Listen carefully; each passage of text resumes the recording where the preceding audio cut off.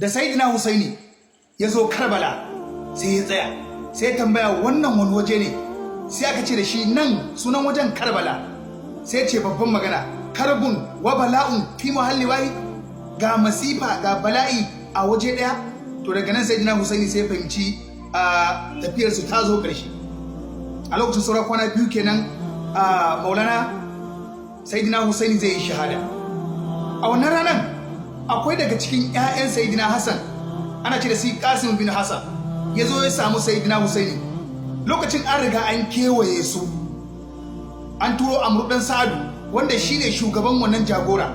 Shi kuma Yazid dan Muawiya ya mishi alƙawarin cewa zai ba shi sarautar Riyu matukan ya kama shi kan sayyidina Husaini. Shi kuma Amr dan Sa'adu Allah ya sa mishi san maganar Riyu, san sarauta na Riyu. Ya zo kewaye sayyidina Husaini har ta kai a ruwa wannan ba a basu. Wani ya tashi ya ce abin mamaki, ruwan da namomin daji suna iya sha, jikan annabi ne ba za ku bashi sha wannan ruwa ba? Abin da ya faru da ya faru ba daɗi. To shi wannan yaro dan sayyidina Hassan ya ce to baba tunda sun tare mu afka musu. Sai sayyidina Husaini ya ce a'a, mu yayin gidan annabi ba ma kai hari. To daga cikin mutanen Amr dan Sa'adu sai aka samu wani sai zo dubi kan wannan yaro ne bai wuce shekara 7 ba, sai sara mai takobi ya datsa kan yaron sai jini na zuba. Sayyidina Husaini yayi zabura kan ya kai dauki ma yaron ya fadi ya mutu. Ya jawo yaron ya zo daura shi akan cinye shi na kuka, jini na ta zuba. Wannan saura kwana 2, saura kwana 1 abin da zai faru ya faru da sayyidina Husaini. An yi sallan asuba, sayyidina Husaini sai ya ce to a kira wadancan mutane, dan yawanci suna amsa sunan musulmai, yawancin su sun amsa sunan wai su musulmai ne. Sai ya kira su ya ce shin ba ku san ni bane? Suka ce mun san ka. Shin na muku laifi ne? Suka ce ba laifin da kamana. Akwai wanda na kashe muku kuke so ku dau bansa? Suka ce babu. Ya ce to menene na muku? Kun manta ni dan Aliyu ne, dan Fadima yar manzon Allah? Kun manta manzon Allah sallallahu alaihi wasallam yana cewa da ni da dan uwana mu ne shugabannin samari na gidan aljanna? Kun manta annabi ya ce yana son mu, abin da ya bata mana rai ya bata masa rai? Suka ce duk mun ji. Amr dan Sa'adu ya ce kwarai duk wannan abin da ka faɗa haka ne, amma ni dai maganar sarautar Rihun nan dai ya fi mun wannan. Shi ya ɗauki sarautar Rihu akan sayyidina Al-Husaini. Abin da ya faru sai washe gari a ran da sayyidina Husaini zai wafati. A wannan lokacin ba daɗi abin. Da gari yawa suka tattara sayyidina Husaini. Lokacin wasu mutane sun zo don an ƙara yawan mutane, wasu kuma suna wajejen Kadisiyya. Wajen mutum 60,000 ne suka zo.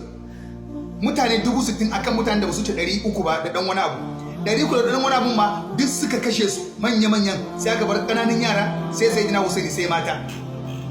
To sayyidina Husaini da ya ga abun ya ci tira, yara sun dame shi da kuka a cikin tanti, sai ce a kami shi wando ya saka. Sai ya saka wando, sai ya daura ɗamara, sai ya fito, sai ya ce yana neman mubaraza. To ba wanda zai iya tinkarar sayyidina Husaini su yi mubaraza. Ya koma ya zauna, sai aka samu wani tsinanne la'ananne ya zo ta bayansa, Maliku dan Nasir, sai ya dubi kan sayyidina Husaini sai ya kai mai sara, sai da ya tsaga hulan gida biyu. Abun kwarkwalin da yake kan sayyidina Husaini sai da ya tsaga ta, jini na zuba. Sayyidina Husaini tara jinin ya watsa sama yana cewa ya Allah, waɗannan mutane ba mu ci ba mu sha musu ba, sun zo suna nema su halaka mu. Ya Allah, mun yi addu'a ka kawo mana ɗauki. Ya Allah, idan wannan rashin kawo ɗaukin wata dabara ce daga wajenka, Allah mun karɓa duk abin da ka mana, Allah daidai ne. Ya ce a kawo wata hulan ya kuma sawa. A kawo sai a sayyidina Husaini hula, ya kuma yi rawani, ga rauni akan sayyidina Husaini. Ya ɗaura kan nasa. Sai Shammaru bin Jaujan sai ya ce haka za mu kyale su? Haka za mu kyale su a bakinsa? Sai ce wa sayyidina Husaini wai dan ta'adda. Sai ce sayyidina Husaini dan ta'adda. To daga nan ne Usailu bin Namir at-Tamimi, Usailu bin Namir at-Tamimi daga kabilan waɗannan Taimawan, ka san tsinannu ne. Sai ya zo da mashi takobi kai, sai ya sara wa sayyidina Husaini a nan kafadansa. Ya ƙara ɗagawa, ya ƙara tsara mishi. Sayyidina Husaini ya yi kata zai faɗi sai bai faɗi ba. daga nan ne Sinanu bin Anas sai zo da mashi, la ilaha illallah, sayyidina Husaini ba sai burma wa sayyidina Husaini, ya zare ya kuma burma wa sayyidina Husaini. Dama daga shi sai ƙananan yara sai mata, kowa na kuka, ya zare sai burma wa sayyidina Husaini. Sayyidina Husaini yayi kata kata kata sai ya fadi. Abin da ya faru sayyidina Husaini, abin da ya faru sayyidina Husaini ya fadi a ƙasa. Daga lokacin sai shi Sinanu dan Anas sai ce da Haula dan Yazidu ya ciro masa kan sayyidina Husaini. Bayan sayyidina Husaini yayi shahada kenan, Allahu akbar, bayan yayi shahada sai shi Sinan ya ce ciro kan sayyidina Husaini.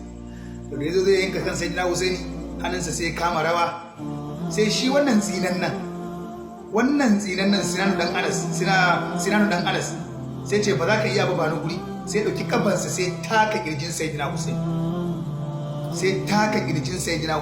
sai dauki takobi sai yanke kan sayyidina Husaini. Sai ya ce to ina so a samu jarumai wanda suka iya sakuwa, gwanayen doki wanda suka iya hawa doki, aka kawo su.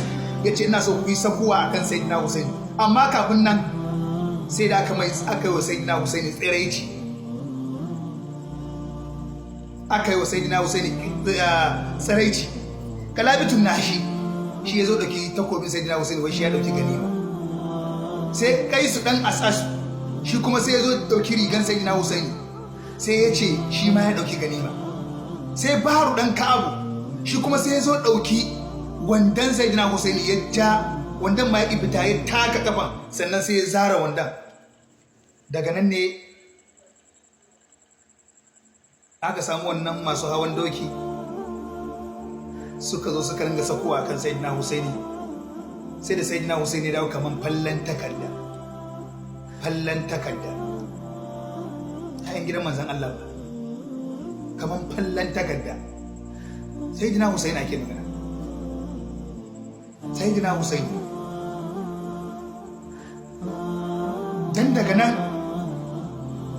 shi Amr dan Sa'adu sai ya dauki kan sai tura wa Ubaida, shi kuma Ubaida sai dauki kan sayyidina Husaini da aka yanke sai aka kai wa Yazid dan Muawiya. Dama duk shi ya haddasa wannan abu. Da aka kai mashi, aka cire kan aka aje, sai dauki sandan hannunsa sai yake sawa a bakin sayyidina Husaini ya tsokalewa.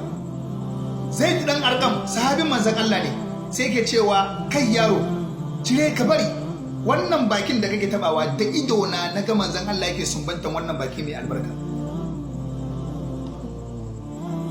Yace ba dan kai tsoho bane da na maku, dan a lokacin Zaid dan Arqam ya riga ya tsufa.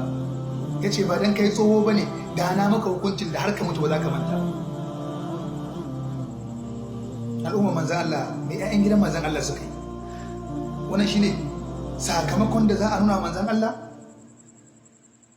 sakamakon da za a nuna manzon Allah kenan. Lokacin da manzon Allah yayi mana abin da zai mana, sai Allah ya ce ka gaya musu ya Rasulullah, ba abin da nake bukata a wajenku illa al-mawaddata fil qurba, sai soyayya ga ƴaƴan gidana. Su waye makusantan annabi da suka wuce sayyidina Hassan, sayyidina Husaini? Irin wannan abun ba.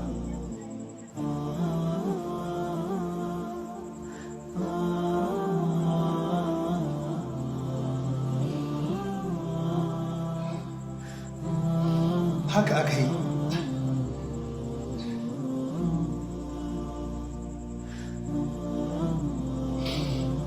Sayyidina Husaini